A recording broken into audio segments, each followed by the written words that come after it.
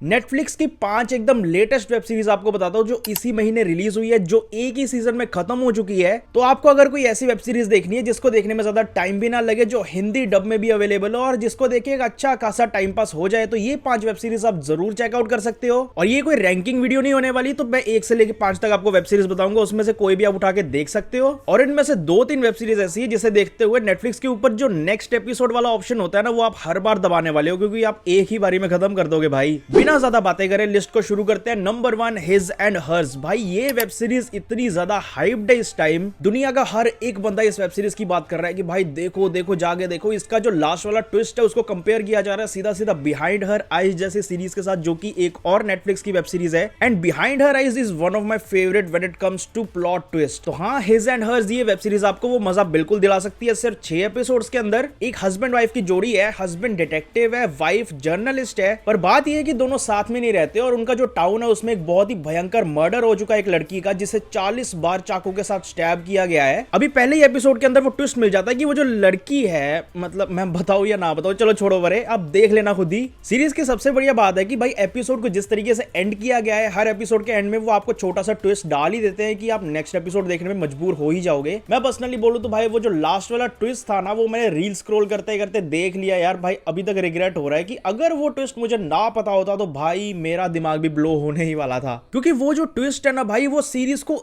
एक पॉइंट से एकदम A to Z वाले पॉइंट पे ले जाती है कि यार मतलब बंदा क्या क्या सोच सकता है आज के जमाने में। It will be very good अगर वो आप प्रेडिक्ट ना कर पाओ, लेकिन अगर आपने प्रेडिक्ट कर दिया तो भाई पूरे सीरीज का मजा खत्म हो जाएगा। बस ट्राई करना कि इसको एक ही बार में खत्म कर दो और रील्स वगैरह तो स्क्रॉल मत ही करना भाई। दोनों मियां बीवी का जो कैरेक्टर है भाई, हर एक मोमेंट में उन दोनों के ऊपर शक जाता ही रहता है कि भाई इसने मारा होगा, इसने मारा होगा। वो चीज बहुत तगड़ी लिखी है भाई सीरीज के अंदर। मैं बिहाइंड हर आइज वाले लेवल तक तो नहीं लेके जाऊंगा ये सीरीज को, लेकिन स्टिल एक बहुत बढ़िया ट्विस्ट आपको सामने दिख जाता है। एक बहुत ही बढ़िया मिस्ट्री थ्रिलर वाली जो वाइब है वो इस सीरीज के अंदर देखने को मिल जाती है। तो हाँ, 6 एपिसोड्स के अंदर it is a very good watch. Number 2 पे मैंने एक इंडियन वेब सीरीज रखी जिसका नाम है तस्करी। भाई इतना मजा आया ये वेब सीरीज देख के, मैंने एक्सपेक्ट बिल्कुल नहीं किया था कि यार इतनी अच्छी राइटिंग होगी इस सीरीज की। तस्करी जिसको स्मगलिंग कहा जाता है, तो भाई स्मगलिंग के अराउंड जो जो चीजें चलती है ना भाई, वो आपको इस सीरीज के अंदर देखने को मिलेगी। मुंबई इंटरनेशनल एयरपोर्ट के अंदर एक बहुत बड़े स्मगलिंग ग्रुप को या स्मगलिंग कनेक्शन को रोकने के लिए बुलाया जाता है 3-4 कस्टम ऑफिसर्स को, लेड बाय इमरान हाशमी। अभी नहीं इसलिए बुलाया जाता है क्योंकि अभी जो कस्टम के लोग हैं उनमें से कोई कोई करप्ट भी है, जिन्होंने स्मगलर्स के साथ डील करके रखी है कि भाई आपका हम सामान जाने देंगे और आपको हम इतने पैसे देने पड़ेंगे। और सबसे तगड़ी बात भाई इस वेब सीरीज की है, जो पहले 3-4 एपिसोड है उसके अंदर जो छोटी छोटी चीजें हैं कि स्मगलर क्या क्या चीज स्मगल करते हैं, किस किस तरीके से करते हैं। एक लैपटॉप के अंदर सोने के चिप्स घुसा देना, एक कॉफिन के अंदर अलग अलग सोने के बिस्कुट घुसा देना, मतलब भाई कहां कहां दिमाग चलता है इन लोगों का। आपको स्मगलिंग वर्ल्ड की इतनी सारी चीजें इतने इजी वर्ड्स में बताई गई हैं कि भाई आपका इंटरेस्ट और ज्यादा बढ़ जाएगा इस सीरीज को देखने में। स्मगलिंग होती किस तरह से है, क्या क्या चीजें भेजी जाती है, स्मगलिंग रोकना क्यों जरूरी है, स्मगलिंग रोकना क्यों मुश्किल है, भाई हर एक चीज बताई गई है इसके अंदर। और उसी में जोड़ दो आप नीरज पांडे का एकदम टाइट डायरेक्शन, एक मोमेंट भी आपको बोरिंग फील नहीं होता, एक के बाद एक एपिसोड निकलते रहते आपको पता भी नहीं चलेगा। और हाँ, हर एपिसोड के अंदर आपको एक माइनर सा ट्विस्ट मिल भी जाएगा। माइनर टू मेजर वाला जो ट्विस्ट है वो आपको लास्ट में जाके पता लगेगा कि ओके ये भी था। हाँ, मेरी तरफ से भाई हाईली हाईली रिकमेंडेड है तस्करी। आप नेटफ्लिक्स के ऊपर देखो, मजा आ जाएगा भाई। नंबर 3 पे मैंने कॉमेडी सीरीज को रखा है जिसे मैंने कल ही देखा है। एक ही बार में 6 एपिसोड्स देख के मैंने खत्म कर दिए क्योंकि भाई इंटरेस्ट तो आ रहा था देखने में। सीरीज का नाम है फ्री बर्ट। एक कॉमेडियन है जिसका नाम है बर्ट, और भाई उसके लाइफ में जो जो प्रॉब्लम्स आ रही है, वो जिस तरह का एक पागल सा बंदा है, मतलब वो देखने में काफी ज्यादा मजा आता है सीरीज के अंदर। इसका ट्रेलर देख के मुझे लग रहा था कि एक स्टैंड अप कॉमेडी की जो लाइफ होती है, जो हमने लास्ट टाइम बेबी रेनडियर के अंदर देखा था, वो मुझे लग रहा था कि ऐसा ही कुछ देखने को मिलेगा। लेकिन आई वाज सरप्राइज्ड कि भाई बहुत अलग स्टोरी है यार इसकी।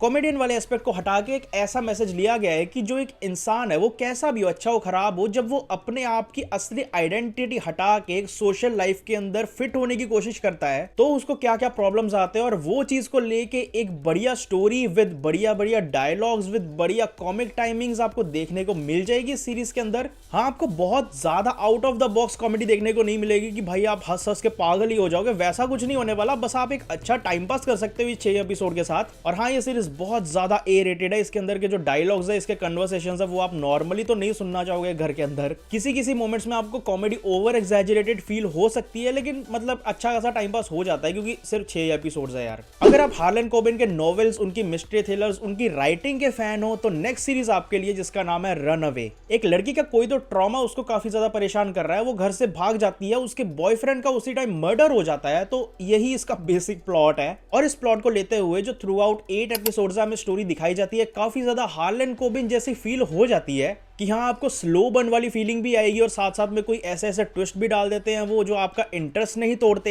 एक चीज जो हार्लन कोबिन के हर वेब सीरीज के अंदर होती है कि आप लास्ट तक डिसाइड नहीं कर पाते कि असली में मुजरिम कौन सा कैरेक्टर है, वो आप ढूंढते ही रहोगे आखिरी एपिसोड तक, आखिरी मोमेंट तक। और इस सीरीज में भी ऐसा लगेगा आपको कि भाई चलो मजा आया स्टोरी देखने में, अच्छी स्टोरी थी, स्टोरी खत्म हो चुकी है, ट्विस्ट सारे बाहर आ चुके हैं और एंड वाले सीन के अंदर ही वो एक ऐसा ट्विस्ट डाल देते हैं और खत्म कर देते हैं स्टोरी को। हाँ मैंने बहुत ज्यादा एक्सपेक्टेशन लगा ली थी कि भाई कुछ बहुत ही बड़ा एक्स्ट्रा ऑर्डिनरी सा ट्विस्ट डालेंगे, वैसा कुछ नहीं था। हाँ मतलब प्रिडिक्ट कर लेता है बंदा कि ऐसा हो सकता है, लेकिन it is a good web series जो आपका अच्छा खासा टाइम पास कर देगी। हाँ मुझे लग रहा है कि 6 एपिसोड्स के अंदर भी इसे खत्म किया जा सकता था, थोड़ा सा लेंथी फील हो जाता है, बट हाँ आप एक बार चेकआउट जरूर कर सकते हो। नंबर 5 की वेब सीरीज एक ऐसे नॉवल पे बेस्ड है जिसे लिखा है एगाथा क्रिस्टी ने, जिसे क्वीन ऑफ क्राइम थ्रिलर्स भी कहा गया है। When it comes to novel writing, मैंने तो सुना है, मैंने कोई बुक पढ़ी नहीं है उनकी, लेकिन मैंने सुना है कि भाई शी इज द लेजेंड। मतलब उनके जैसी राइटिंग, उनके जैसी स्टोरी शायद पूरी दुनिया में आज तक कोई लिख नहीं पाया है, ऐसा बोलते हैं। लेकिन मैंने जब ये सीरीज देखी जिसका नाम है 7 डायल्स, सिर्फ 3 एपिसोड्स है भाई इस सीरीज के अंदर, जो एंड वाला ट्विस्ट है ना भाई वो मेजर ट्विस्ट है, लेकिन वो मैंने पहले एपिसोड में प्रिडिक्ट कर लिया था कि ऐसा हो सकता है। अब उसका बहुत बड़ा रीजन ये है कि ये 1920s या 30s के अराउंड लिखी थी उन्होंने, और आज के टाइम पे जितने भी मिस्ट्री थ्रिलर्स आ चुके हैं उनका लेवल मैच करना शायद इस सीरीज के अंदर उतनी कैपेबिलिटी नहीं थी, या शायद इस राइटिंग के अंदर, इस नॉवल के अंदर उतनी कैपेबिलिटी नहीं थी।